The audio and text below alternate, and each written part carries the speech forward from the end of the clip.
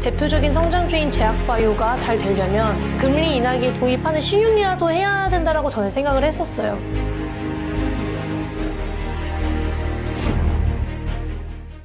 호칭을 뭐라고 하면 좋겠습니까? 그러니까 전 애널리스트? 네이버에 보니까 무슨 뭐 1인 온라인 창작자 이렇게 하셨는데 정식으로 소개해드리겠습니다. 전 애널리스트이자 현 유튜버 강하나 연구원님 어서 오십시오.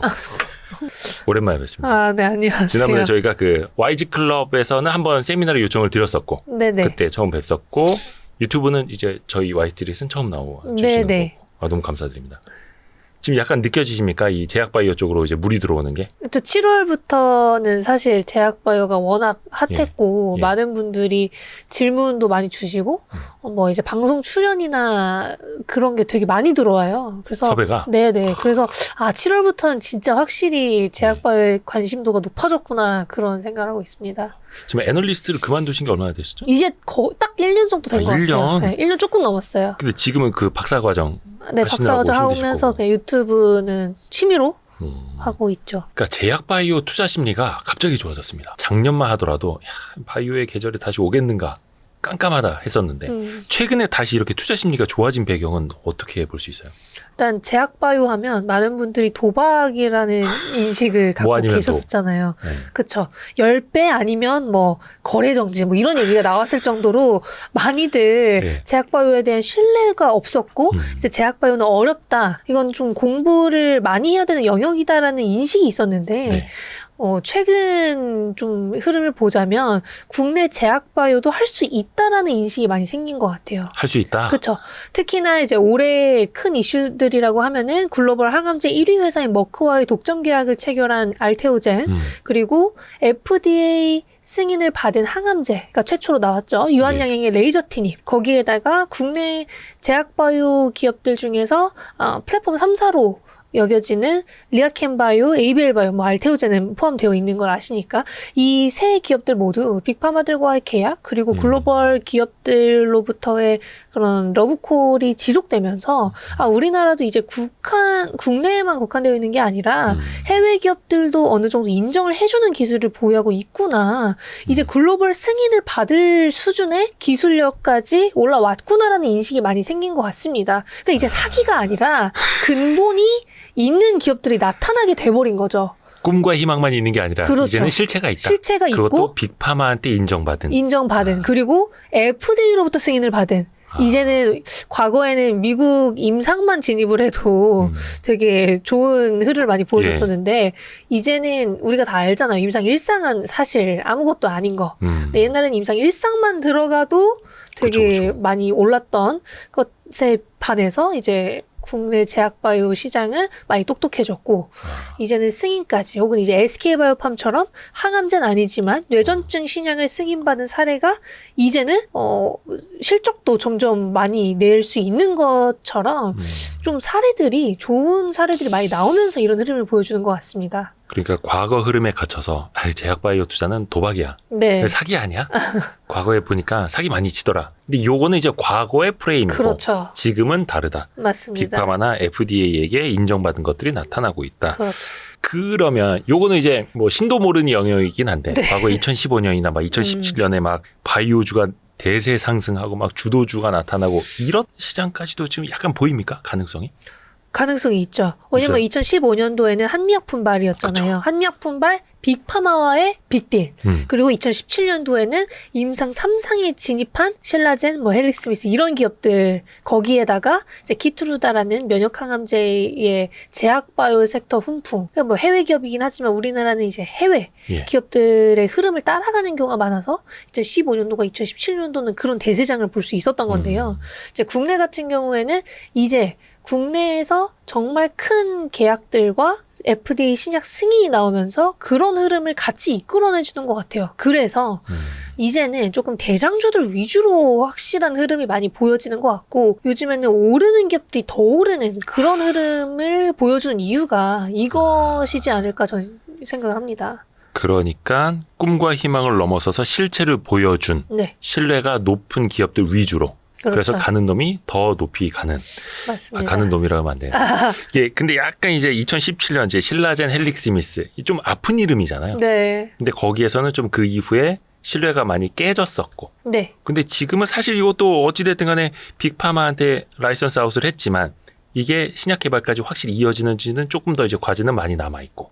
그렇죠. 더 가봐야 하는 거고. 다만 지금 몇 년이 지났음에도 한미약품 때처럼 반환이 나오지 않고 있다라는 점이 조금 큰 포인트이지 않을까 싶습니다. 반환. 그쵸. 뭐 알테오젠과 머크와의 계약도 몇 년 전에 나왔잖아요. 네. 그리고 임상 3상이 9월 23일에 끝나고 그 이후에 어쨌든 데이터 발표를 할 텐데 그것 또한 어쨌든 끝났고 성공적이라는 그런 인식이 머크로부터 나오고 있어서 알테오젠도 성공을 할 거라는 인식이 있는 것이고 유한양행은 사람들이 될까? 라는 생각을 하신 분이 생각보다 많더라고요. 전 당연히 될 거라고 생각을 했거든요. 레이저 티닙. 그렇죠. 어쨌든 존슨앤존슨이라는 빅파마가 네. 주도를 하고 있는 임상인 거고 데이터 자체가 워낙 잘 나왔기 때문에 당연히 중간 데이터를 봐도 중간 데이터 자체도 잘 나왔기 네. 때문에 타그리스와 비교했을 때 많이 꿀리지 않는다라는 저는 생각을 갖고 있었는데 일단 제약바이오의 신뢰가 많이 없다 보니 설마 진짜 되겠어라는 생각을 하신 분들도 좀 있더라고요. 근데 이게 승인이 된 거죠. 그러니까 이제는 될까 해서 되면은 더 가는 그런 시장이 된 거고 옛날에는 뭐 세론이 있던지 혹은 될 것이다라는 기대감만으로 올랐던 시장이면 이제는 되고 나서 더 오르는 그런 모습을 많이 보여주는 것 같습니다. 그렇죠. 물론 이제 빅파마라고 해서 다 성공하는 건 아닐 겁니다. 그렇죠. 실패하는 것도 있겠지만 그래도 가능성 측면에서 또 신뢰도 측면에서 조금씩 이제 달라지고 있다라는 네. 걸 테고. 근데 이제 약간 제약바이오 투자하면은 이거를 클릭 안 하신 분들도 계실 텐데. 왜냐면 일단은 어려워. 난 모르겠어. 공부를 해도 이해가 안 가. 네. 그리고 어차피 뭐 아니면 도 아닌 거 아니야? 이렇게 생각하시는 분들이 많을 것 같아요. 네. 그러니까 기초 지식이 많이 좀 필요하긴 하죠. 네, 네, 맞습니다. 그걸 다져나가야 되는 거고. 근데 그것도 좀, 모르겠다. 이제 전 애널리스트 입장에서 보면 쉽게 느껴지겠습니다만. 일반인들은 어렵다는 얘기 많이 하지 않아요? 당연히 어려울 수밖에 없죠. 근데 이게 아셔야 되는 게 반도체도 어려워요. 저는 반도체 책 못 읽겠거든요. 보고서를 읽어도 뭐라는 저 거지? 호돌이님 강의를 좀 들으셔야 되는데. 그렇게 네. 생각을 하는데 네. 이게 반도체도 붐이 있으면서 공부를 하는 사람들이 많아졌고 그로 인해서 사람들이 공부를 하니까 좋은 걸 더 알게 됐더라고요. 예. 그리고 시장 자체가 커지는 것도 커지는 건데 실적도 같이 좋아진 거잖아요. 네. 지금 제약바이오가 딱 그 시기라고 저는 생각을 합니다. 그래서 제약바이오가 어렵지만 기초적인 용어나 어떤 포인트에서 투자를 해야 되는지만 알면은 전혀 투자를 하는데 무리가 없다라고 저는 생각을 하고 있고 진짜 세세하게 모든 기술을 다 알 필요는 없어요. 어차피 돈 되는 기술은 한정적이고 돈이 될 기술도 한정적입니다. 그래서 그거를 이제 강의에서 제가 좀 많이 풀어내보려고 이제 준비를 한 거고 그게 우리가 투자를 하는 데 있어서는 제일 중요한 거라고 생각을 하는데 제가 요즘 많이 드리는 말씀이 내가 좋아 보이는 거, 내가 봤을 때만 좋은 거 말고 모두가 좋게 생각을 해야 되는 걸 투자해야 된단 말이에요. 근데 그걸 찾기가 생각보다 어려운 거죠. 그래서 그걸 찾아내는 공부, 그걸 찾아내는 방식에 대해서 조금 노력을 해야 된다고 생각합니다. 사실 호돌이님도 그 반도체 강의할 때 그 네. 말씀 많이 하시거든요. 우리가 뭐 반도체 만들 거 아니지 않느냐. 맞아요. 투자자 관점에서 봐야 한다라고 이야기하시는데 바이오에도 사실 그게 맞는 거네요. 우리가 뭐 신약 개발할 건 아니고 왜냐면은 투자하기 위한 거니까. 맞아요. 이게 제약바이오 지식만으로 되는 거면 의사분들이 투자를 제일 잘해야 되고 의대 교수님들이 제일 잘해야 되는데 네. 제가 아는 분들은 보통 잘 못하세요. 근데 이게 안다고 잘하는 것도 아니고 예. 또 이제 좋은 예시로는 신약 개발 회사에서 그러면 연구 개발하는 사람들이 다 알아야 되는 건데 그들도 잘 모르거든요. 아하. 이게 뭐 안 될 거라고 생각을 하고 연구하는 사람이 어디 있습니까? 그래서 그런 걸 고려해봤을 때 그런 관점보다는 통계적인 거 혹은 글로벌 트렌드 그 중에서도 어떤 포인트, 어떤 그 데이터를 봐야 되는지가 저는 더 중요하다라고 생각을 합니다. 철저하게 투자자 입장에서. 네. 그러니까 저희가 그 고정 댓글에 있거든요. 그 링크. 이번에 강하나 연구원님하고 저희 와이스트릿이 함께하는 특강. 제약바이오 투자의 어떤 기초부터 실전까지. 네. 그러니까 진짜 CMO, CDMO가 뭐예요? 단어부터 어떻게 SC 제형이 뭐예요? 막 모르시는 분들부터. 다 있어요. 그러니까 그런 분들도 이제 이해할 수 있게끔 1강부터 맞아요. 실전 투자는 이렇게라는 이제 끝판까지. 그리고 예. 이제 좀 트렌디한 기업부터 어떤 시장을 봐야 되는지 실전까지. 이런 내용들이 다 있는데 사실 뭐 전문적인 지식이 있으면 또 좋죠. 당연히 더 이해를 하기가 쉬운데 또 없으면은 안 되는 게 기초 영어에 그쵸. 대한 지식이기 때문에 네. 그것들 조금 짚고 같이 넘어가고 이제 투자 쪽으로 가야 저는 베스트라고 생각합니다. 그래서 저희가 그 오프라인 강의는 역시 이제 강하나 연구원님이 원체 인기가 많아가지고 금방 이제 매진이 됐고 이제 온라인 강의만 가능하다라는 거죠. 네. 고정 댓글 참고해 주시기 바라겠습니다. 또 하나 궁금한 게 네. 지금 이제 의과학 공부하고 계시는 네네. 거잖아요. 그리고 이제 의사 선생님들도 아니면 이제 제약 쪽을 공부하신 분들도 네. 상장사마다 사실 이게 뭐 다 다릅니다. 개발 방식도 다르고 맞아요. 약도 다르고 적응증도 다르고 이게 이해가 다 됩니까? 어떻게 그래도 기초 지식이 있으면 본인 분야 전공이 아니면은 또 쉽지 않을 것 같은데. 그렇죠. 교수님들도 예. 이제 뇌질환을 하시는 분들은 항암제 쪽을 잘 모르시거나 현재 트렌드에 대해서 생각보다 업데이트가 안 되어 계세요. 생각보다. 그러니까 뭐 당연히 논문을 읽고 뉴스를 읽고 그러면 다 이해는 하시죠. 다만 우리가 생각하는 것보다는 업데이트는 안 돼 있단 말이에요. 자기가 전공을 하는 분야는 한정적이고 그게 더 중요하기 때문에 이제 의사든 뭐 신약개발 회사 임원분이든 연구개발을 하시는 분이든 결국에는 다 공부를 해야 아는 부분입니다. 좀 넓게. 그렇죠. 그러니까 이해를 할 수는 있습니다만 굳이 찾아서 공부를 하지 않는 이상 어차피 다 알 수는 없어요. 또 이게 원체 이제 넓게 공부하자면은 한도 끝도 없어서 맞아요. 한두 개 기업만 보고 여기에 딱 꽂혀가지고 네. 요즘은 아니고 옛날에는 거의 뭐 이제 종교를 믿듯이 막 거의 믿음의 영역으로 막 이 회사만큼은 될 거야 꼭 성공해야 돼 막 대표님 믿습니다 이런 경우들이 있었거든요. 요즘도 그렇습니다. 요즘도 그래요? 사실 종교적인 측면이 없으면 주도 섹터가 되게 어렵다고 생각을 해요. 저 또한.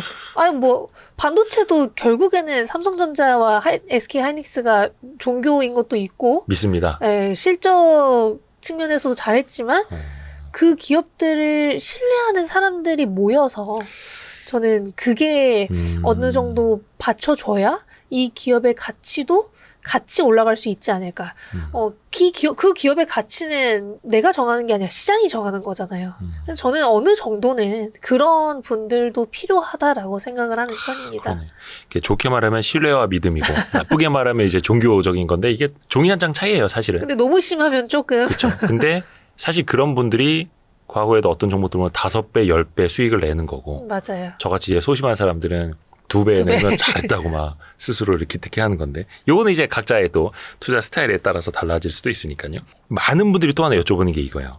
임상시험. 네. 그 성공 가능성이나 네. 라이선스 아웃. 뭐 예를 들어서 어디 뭐 빅파마랑 뭐라더라? 무슨 뭐 협의 중이라고 이거 뭡니까? 텀쉿? 네. 와서 뭐 이렇게 같이 협의 중이다 막 이런 회사들도 있는데 그 성공 가능성을 좀 미리 가늠할 수 있는 그런 방법이랄 게 있습니까?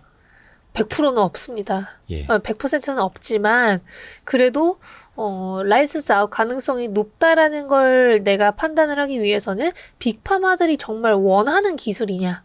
그리고 이 기업이 정말 그 특허를 보유하고 있느냐예요. 근데 이 특허를 진짜 보유하고 있는지 우리가 판단하기 너무 어렵고 그걸 예. 찾아내기도 어렵기 때문에 이 기업과 계약을 한 계약 상대방이 예. 괜찮은 기업인지를 통해서 알 수 있는 방법이 있어요. 그러니까 특허가 있는지 없는지 우리가 찾아내기 어렵다면 예. 빅파마가 이 기업과 계약을 한 이력이 한 번이라도 있다라는 전제 하에 있구나라고 판단을 어느 정도 할 수 있는 거죠. 근데 그게 없으면 보통 특허가 없더라고요.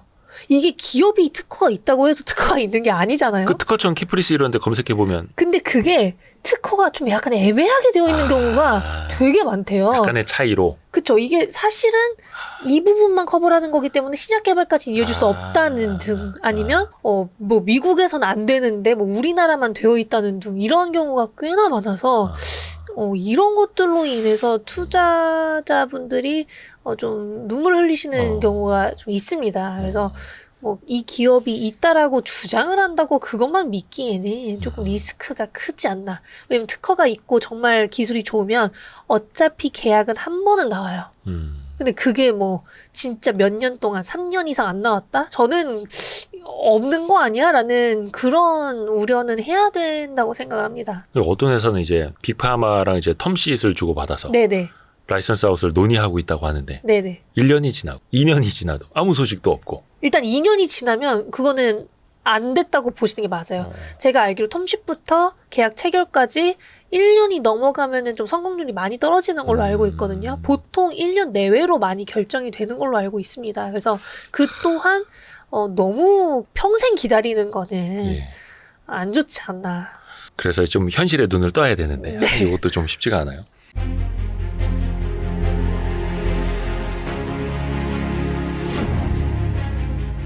대표적인 성장주인 제약바이오가 잘 되려면 금리 인하기에 도입하는 신용이라도 해야 된다라고 저는 생각을 했었어요. 근데 그때 한 번 더 뛸 수 있는 게 제약바이오라고 저는 생각을 하고요.